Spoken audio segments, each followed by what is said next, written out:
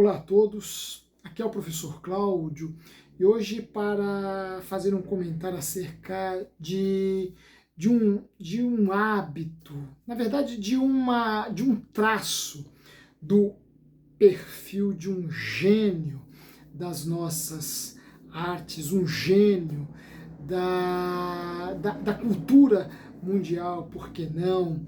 Haja vista a beleza de suas pinturas, eu me refiro aqui a Leonardo da Vinci. Eu vou falar acerca de um perfil deste grande gênio da nossa história, da história universal, mas antes eu quero te convidar para se inscrever em nosso canal. Você que ainda não é inscrito, se inscreva nesse espaço, esse espaço por meio do qual nós levamos a vocês um pouco de conhecimento, um pouco de ciência, um pouco de filosofia, um pouco de história da arte, como faremos nesta ocasião. Portanto, nos ajude, se inscreva, deixa aí os seus comentários, proponha temas para a reflexão e não deixe de divulgar este espaço com os teus amigos. Assim, vocês nos ajudam bastante para a ampliação e o maior alcance das lições aqui apresentadas. Bem, Da Vinci, o jovem Da Vinci, melhor, né? O pré-adolescente, o adolescente Da Vinci era uma figura um tanto quanto retraída. Este Da Vinci, o grande autor da Gioconda, aquele que nos legou o mais conhecido de todos os sorrisos, o sorriso da Mona Lisa. Desde a sua infância aprendeu a ler e a escrever, talvez lendo e memorizando trechos da Bíblia, talvez lendo e memorizando trechos da Divina Comédia de Dante Alighieri. Verdade é que em sua infância Da Vinci logo aprendeu os fundamentos da ciência, os fundamentos da matemática. Essas duas áreas do conhecimento foram apresentadas a Da Vinci ainda muito cedo, ainda em sua infância, e elas despertaram nele um grande interesse. Este Da Vinci, que já desde a sua infância teve contato com textos como os textos bíblicos, textos clássicos, como a Divina Comédia de Dante Alighieri, o maior poeta italiano. Este Da Vinci, em sua mais tenra infância, teve contato com os fundamentos dessas duas linguagens que seriam a base para toda a sua produção, seja na condição de poeta, seja na condição de poeta, na condição de pintor, na condição de inventor, enfim, a matemática e a ciência foram duas paixões que Da Vinci conheceu em sua infância e não as abandonou pelo resto de sua vida. Este gênio, este grande cérebro da cultura ocidental e, por que não, da cultura universal, também teve as suas limitações. Por mais genial que Da Vinci tenha sido, ele teve também as suas limitações, como todos os seres humanos, como todos os demais seres humanos. E aqui é bom desmistificarmos essa questão do gênio. O gênio tem determinados atributos, determinados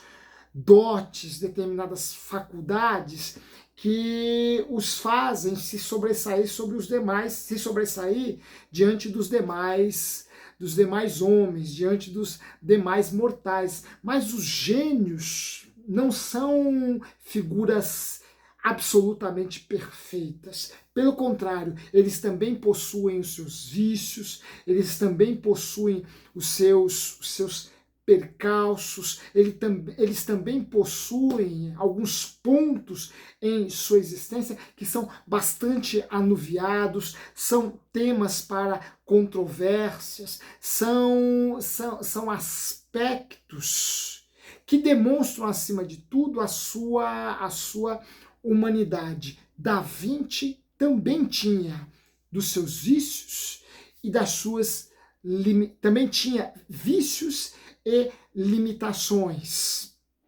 Uma dessas limitações de Da Vinci é que, como homem do Renascimento, ele não dominava o latim, o que naquele contexto era um elemento que contribuía para diminuir a sua grandeza, para diminuir a sua genialidade. Qualquer homem do Renascimento, qualquer intelectual, e neste contexto renascentista no qual Da Vinci viveu, neste contexto, o pintor já é considerado, passa a ser considerado uma espécie de intelectual, um tipo, uma classe de intelectuais. Até o Renascimento, o pintor era como um artesão.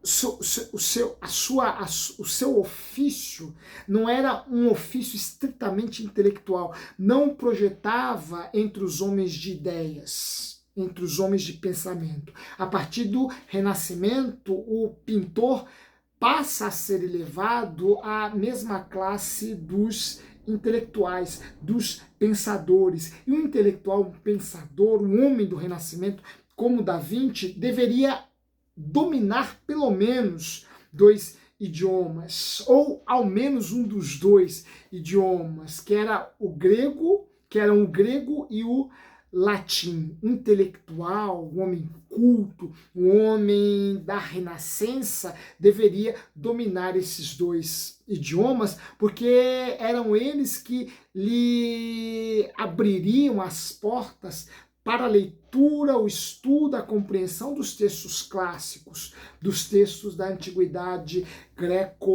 greco-romana. E Da Vinci não dominava o latim, portanto, Da Vinci não teve acesso, ao menos em língua clássica, ao menos no vernáculo, acesso à literatura romana, acesso aos clássicos latinos, sendo ele um homem oriundo da Itália. Da Vinci não dominou, não estudou, não conheceu, em termos de fluência, de domínio, o idioma latino. E isto lhe pesava contra essa aspiração, essa imagem maior acerca de homem da Renascença. Uma outra limitação de Da Vinci é que Da Vinci escrevia com a mão esquerda, ele trabalhava com a mão esquerda, ele não era destro, e o canhoto, dentro daquele contexto renascentista, produzia com a mão esquerda obras menos perfeitas que o destro, porque o destro era mais preciso na escrita, o destro tinha uma escrita mais elaborada, mais sofisticada, uma escrita mais clara. Um tutor teria exigido a Da Vinci que ele aprendesse a escrever com a mão direita, canhoto que o era. Ora, esses dois aspectos demonstram o quanto que Da Vinci, em seu tempo, apresentava limitações. Entretanto, essas limitações não foram capazes de diminuir todo o seu potencial, de diminuir toda a sua capacidade criativa, inventiva. Não foi não foram capazes de sufocar seu entusiasmo artístico e científico. Entusiasmo este que vai se manifestar já em sua infância, pelo seu perfil. É bom que se diga, porque Da Vinci foi uma criança, um pré-adolescente, um adolescente, diríamos hoje, extremamente introvertido ou até mesmo antissocial. Ele era uma criança solitária. Ele era uma criança que sentia prazer e alegria em estar no meio da natureza, nos bosques, nos pântanos, entre árvores, animais, entre vegetais e rochedos. Da Vinci era uma criança que fez da natureza a grande sala dos seus primeiros estudos, a grande sala dos seus primeiros aprendizados. Ele fez da natureza a grande sala de sua formação básica. E na natureza ele se encantou com a estrutura da pedra, talvez a ponto de até colocar algumas delas em seu bolso para depois observá-las com mais vagar em sua casa. Da Vinci se entusiasmou e se encantou com o voo dos pássaros, a aerodinâmica envolvida com o movimento das aves em voo. Da Vinci se encantou, se entusiasmou com a estrutura dos vegetais, das árvores, com o movimento das águas, fazendo aquele vórtice depois de quebrar numa cachoeira. Ora, Da Vinci se encantou com a passada, com o movimento, o trote, o galope do cavalo, e os cavalos foram uma das maiores paixões de Da Vinci. Da Vinci se encantou com a botânica, Da Vinci se encantou com a geologia, Da Vinci se encantou com a natureza como um todo, e este entusiasmo, esta alegria vai se manifestar por meio de suas obras, por meio de sua pintura, por meio de seus escritos, por meio de seus esboços, por meio de seus desenhos, por meio de suas engenhocas ou engenhosidades, para usarmos um termo que melhor se apropria à grandeza desta figura. Da Vinci se apaixonou pela natureza, e isto fazia dele uma criança introvertida, talvez até, diríamos hoje, uma criança antissociável. Mas isso em Da Vinci era cultivado de forma muito consciente, a ponto dele afirmar em uma de suas anotações, que esta solidão era um caminho que levava ele, Da Vinci, à plenitude dele mesmo. Em suas anotações, Da Vinci deixa registrado